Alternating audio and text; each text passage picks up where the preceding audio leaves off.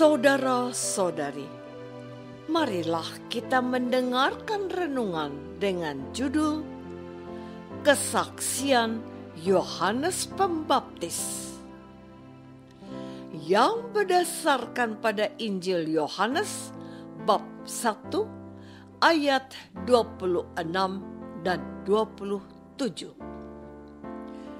Yohanes menjawab mereka, katanya, "Aku membaptis dengan air, tetapi di tengah kamu berdiri Dia yang tidak kamu kenal, yaitu Dia yang datang kemudian daripadaku. Membuka tali kasutnya pun aku tidak layak. Dalam nama Bapa dan Putra dan Roh Kudus. Amin." Saudara-saudari terkasih dalam nama Tuhan Yesus Kristus. Banyak orang yang ingin sukses. Tidak sedikit yang ingin dikenal dan terkenal. Zaman sekarang orang berlomba-lomba untuk tampil di media sosial dan dikagumi banyak orang. Tidak demikian dengan apa yang ditampilkan oleh seorang Yohanes Pembaptis. Ia tidak menggunakan kesempatan itu untuk menonjolkan dirinya, sebab banyak orang yang datang kepadanya, mendengarkan dia, dan minta dibaptis olehnya. Namun, ketika orang-orang itu bertanya, apakah dia itu adalah Mesias, dengan tegas dia menampik dan menegaskan, "Bukan," katanya. "Akulah suara orang yang berseru-seru di padang gurun. Luruskanlah jalan Tuhan, seperti yang telah dikatakan oleh Nabi Yesaya." Suara itu mewartakan sabda Allah atau firman Tuhan. Yohanes adalah suara dan firman atau sabda itu adalah Yesus. Yesus adalah Mesias, bukan dirinya. Lalu katanya kepadamu, "Aku membaptis dengan air, tetapi di tengah kamu berdiri Dia yang tidak kamu kenal, yaitu Dia yang datang kemudian daripadaku. Membuka tali kasutnya pun aku tidak layak." Saudara-saudari terkasih, sejak awal dari pewartaan Injilnya, penginjil Yohanes menegaskan siapa Yesus dan siapa Yohanes.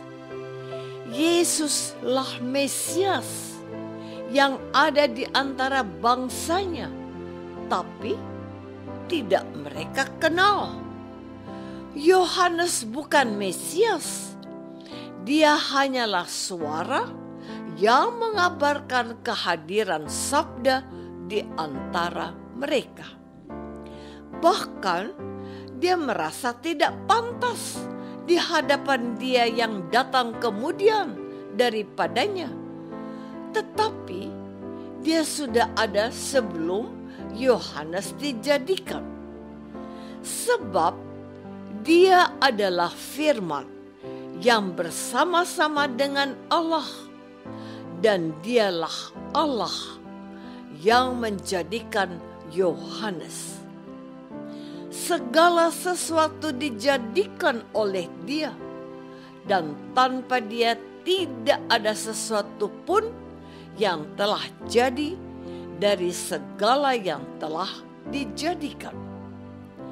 Sedemikian merendahnya Yohanes Pembaptis yang sudah mulai dikagumi orang banyak itu sehingga dia mengatakan kepada orang banyak itu tentang Yesus, Sang Sabda.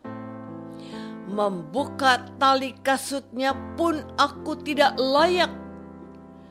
Kasut atau alas kaki, tempatnya di bagian terbawah tubuh, bersentuhan dengan debu dan kotoran. Untuk tindakan membuka tali kasut Yesus saja, dia tidak merasa tidak layak. Saudara-saudari terkasih, menarik untuk kita perhatikan apa yang dikatakan oleh Yohanes. Ada dua hal. Yang pertama, tentang kehormatan dan gengsi. Bahwa sebagai seorang yang dikagumi oleh banyak orang, kepadanya orang menaruh harapan sebagai nabi. Olehnya mereka itu dibaptis di Sungai Yordan. Bukankah ini merupakan peluang dan kesempatan untuk memegahkan diri dan menambah kemuliaannya untuk mendapatkan semakin banyak pengikut? Nama besarnya dan ketenarannya bisa menjadikannya sebagai pribadi yang penting dan berpengaruh, dan dapat memuliakan dirinya sebagai sosok yang patut dihormati. Namun Yohanes menyadari bahwa dirinya hanyalah seorang utusan. Dia hanyalah suara, bukan Sang Sabda. Sudah cukup mereka mengaguminya. Kini giliran mereka berkenalan dengan sosok tidak dikenali di antara mereka yang minta dibaptis oleh Yohanes. Dialah Sabda yang menjadi manusia, dan mereka harus mengenali dia sebagai Mesias. Sejak dari awal, penginjil mengatakan ini. Datanglah seorang yang diutus Allah, namanya Yohanes. Ia datang sebagai saksi untuk memberikan kesaksian tentang terang itu, supaya oleh dia semua orang menjadi percaya. Yang kedua, tentang otoritas dan kuasa. Yohanes Pembaptis mau menegaskan bahwa Yesuslah yang harus dikagumi, bukan dirinya. Dia itu siapa? Dia bahkan tidak lebih mulia dari seorang hamba dari majikan yang melayani tuannya seperti membuka tali kasut tuannya.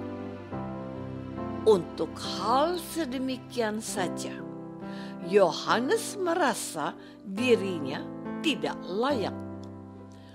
Orang harus berhenti mengaguminya dan menemukan sosok baru dalam diri Yesus. Kata Yohanes, "Lihatlah Anak Domba Allah yang menghapus dosa dunia."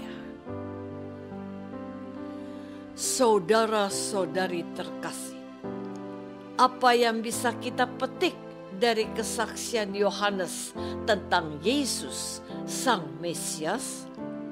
Saya sering mengatakan kepada teman-teman yang mengatakan bahwa menulis renungan seperti yang sedang Anda dengar ini sungguh pekerjaan mulia.